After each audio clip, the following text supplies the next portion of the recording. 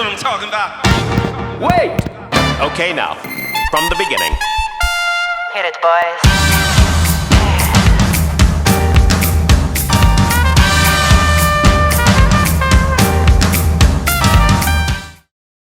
Hello and welcome to another awesome podcast coming to you from First National Action Realty headquarters right here in Ipswich. We've covered some pretty cool topics so far, but today we'd like to talk about inspections. And we're going to focus this around buyers looking for their first property or maybe second property, but also tenants looking for that ideal rental property as well. Now we all know it's a very exciting time, and sometimes it can be a bit daunting too when you're looking at so many properties. What I find is that a lot of buyers and tenants do tend to rush their inspections a little bit and maybe aren't checking the properties out properly. So let's talk about what we should be looking for. I think it's a great idea to organise a checklist and maybe make about 10 ideal things that you would absolutely love to find in your new home. Now let's be honest, we're probably not going to get everything that we absolutely want in the property, but if we can get maybe 5 to 6, you're doing really well. Okay, right, we're going to have a look at our first property. We're super excited. There's other people there. We probably will have a tendency to rush on through. But just take a step back, take your time and have a good look at the property. Starting at the front, always a great idea to have a bit of a look around at the street. It's going to give you a good indication of the area that you're about to move into. Not a bad idea to have a look at the neighbours either. Gives a bit of an indication of who your new neighbour or new friends might be as well. Once inside, working around the rooms and the spaces, will your furniture fit? Will your fridge fit? Those type of things. I always take a measuring tape with me. I don't feel silly pulling it out and measuring things. That's what you're there for. Let's be honest, it's a big investment that you're about to make. Floor plans are awesome, so when I'm going to a property, I normally print out the floor plan before I go and take that with me and mark off on there the different rooms and what it's like to look at it in real life.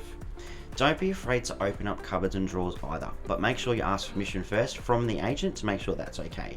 It's always a good idea to see how much storage you've got in the new property, but also if everything opens and shuts correctly as well. Water pressure.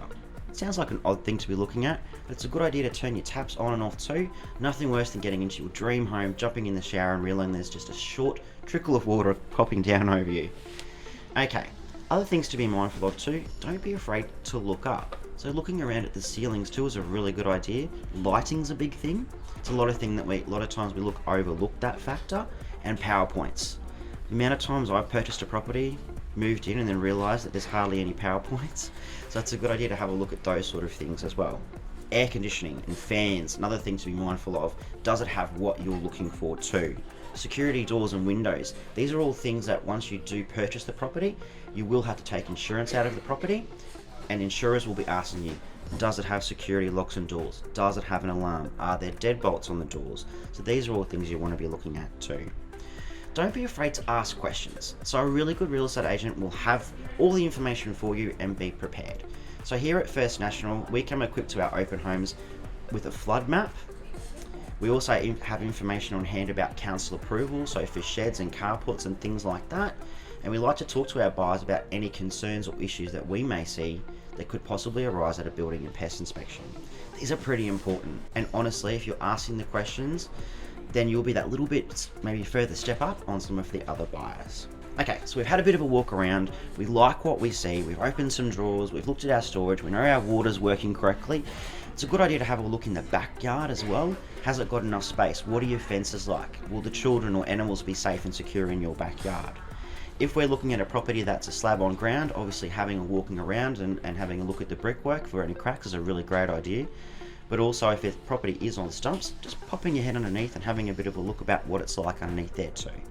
Okay, so we've zipped around the yard, we're pretty impressed, then we're going to look up and we're going to have a look at that roof. So is there anything we can potentially see on that roof? Overhanging trees that potentially might be causes for gutters clogging, those sort of things. Is the roof in good condition?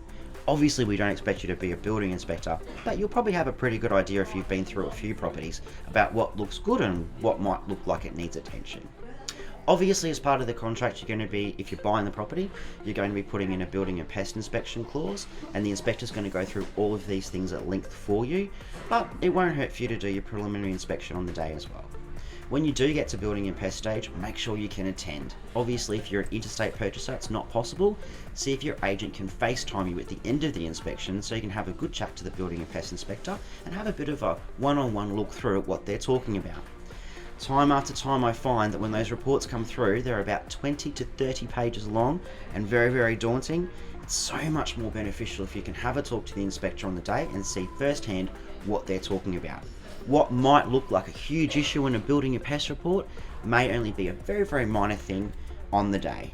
Also, be mindful that you're not buying a brand new product. Obviously, if it's a brand new house, that's different, but an established home is always going to have some little bits and pieces that need some maintenance or some little quirky factors here and there. So look, be realistic, be prepared, obviously be excited. It's all about the excitement. You should be looking for your new home. But make that checklist, ask as many questions as you can, and obviously, if you'd like any more information, please contact us here at First National. We love talking about property, and we're happy to help you with any questions you might have.